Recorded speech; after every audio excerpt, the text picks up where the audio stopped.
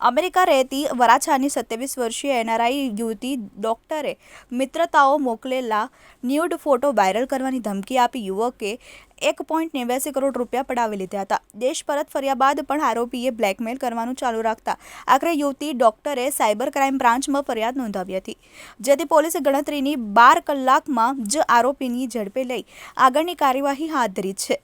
પોતાના ઘરના સભ્યોને પોતે ઓસ્ટ્રેલિયા ખાતે રહેતો હોવાની ખોટી હકીકત જણાવી પોતે ચેન્નઈમાં અલગ હોટલ તથા ભાડેથી મકાન રાખી રહેતો હતો. આરોપી ડફાબેટ.com તથા bet365.com નામની એપ્લિકેશનમાં ઓનલાઈન સટ્ટા બેટિંગ રમતો હતો. બળજબરીપૂર્વક પડાવી લીધેલ તમામ રૂપિયા હારી ગયેલો હોવાનું સામે આવ્યું છે. પોલીસ કમિશનર શ્રી સુરત શહેરનાઓ તરફથી સાયબર ક્રાઇમ સેલને સૂચના આપવામાં આવેલ છે કે સુરત શહેરમાં વસતા નાગરિકો સાથે કોઈ પણ પ્રકારનું સોશિયલ મીડિયા ફ્રોડ થાય તો તેમની ફરિયાદ લઈ તેઓ ભોગ બનનારને કમ્પ્લેન પરત્વે જરૂરી કાર્યવાહી કરવી.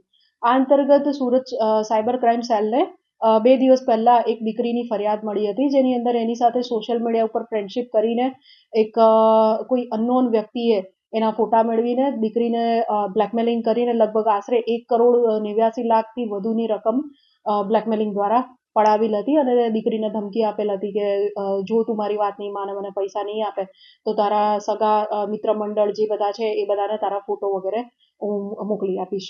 આ સંદર્ભમાં યુવતીએ અત્રે પોલીસ સ્ટેશને આવતા તેનું કાઉન્સેલિંગ કરીને દીકરીની ફરિયાદ નોંધવામાં આવી અને એ અનુસંધાને જરૂરી કાર્યવાહી કરતા ફરિયાદ નોંધ્યા બાદ જે વિગતો મળી એના આધારે સાયબર ક્રાઇમ સેલની ટીમ દ્વારા ગણતરીના કલાકોમાં લગભગ 12 કલાકથી ઓછા સમયની અંદર ચેન્નઈ ખાતે જઈ ચેન્નઈથી સદર આરોપી જે દીકરીને બ્લેકમેલ કરતો હતો એને પકડીને અહીંયા સુરત શહેર ખાતે લાવવામાં આવેલ છે અને તેને અરેસ્ટ કરવામાં આવેલ છે. આગળની કાર્યવાહી એની અંદર રિમાન્ડ મેળવવા તથા આરોપીની પૂછપરછ વગેરે જે કાયદાકીય કામગીરી છે જે હાલ અત્યારે ચાલુમાં છે. આની અંદર જે ઓળખાણ થઈ હતી એ સોશિયલ મીડિયા દ્વારા થઈ હતી. સોશિયલ મીડિયા એકાઉન્ટ દ્વારા ઇન્સ્ટાગ્રામ, ફેસબુક દ્વારા યુવતીનો પરિચય જે આરોપી છે મૂળ એનું નામ છે ગુરુપ્રસાદ ચૌધરી, જે મૂળે આંધ્રપ્રદેશના નેલ્લોરનો રહેવાસી છે અને મૂળે ત્યાં આંધ્રપ્રદેશના એક નાનકડા ગામમાં એનો પરિવાર રહે છે. પણ સદર યુવકને ખોટી પ્રોફાઇલ બનાવી, હાઈફાઈ પ્રોફાઇલ બતાવી યુવતીઓને ફસાવાનો એક એમોથી એ કામ કરતો હતો. એટલે સોશિયલ મીડિયા ઉપર કંઈક અલગ અને રિયલ લાઈફમાં કંઈક અલગ એવી રીતના એટલે પોતાની હાઈફાઈ પ્રોફાઇલ બતાવી પોતે ડોક્ટરીનું ભણે છે અને પોતાનું ફેમિલી બહુ જ પાવરફુલ છે, પોતાની પાસે ઓડી કાર છે અને પોતે પોલિટિશિયનનો દીકરો છે, એ રીતની જે વિગતો છે એ આપીને યુવતીને ભોળવી હતી. સાથે સાથે એ મૂળે આંધ્રપ્રદેશનો રહેવાસી હોવા છતાં હૈદરાબાદના જુબિલી હિલ્સ વિસ્તાર જે છે ત્યાંથી રેન્ટ ઘર ભાડે રાખીને એવા સરનામે પાસપોર્ટ વગેરે પણ કઢાવીને એક છાપ ઊભી કરી હતી કે હું બહુ જ સારા અને લક્ઝરિયસ અને રીચ ફેમિલીમાંથી ને બેકગ્રાઉન્ડમાંથી આવું છું. એવી રીતે સોશિયલ મીડિયા ઉપર ખોટી પ્રોફાઇલ અને ખોટું જે બતાવે છે એવી ભ્રામક પોતાની છાપ ઊભી કરીને આ યુવકે યુવતીઓને છેતરવાનું કામ કરતો હતો. હાલ તેની પાસેથી સોશિયલ મીડિયા ગેજેટ્સ જે મળ્યા છે, ફોન, લેપટોપ વગેરેની તપાસ ચાલુમાં છે.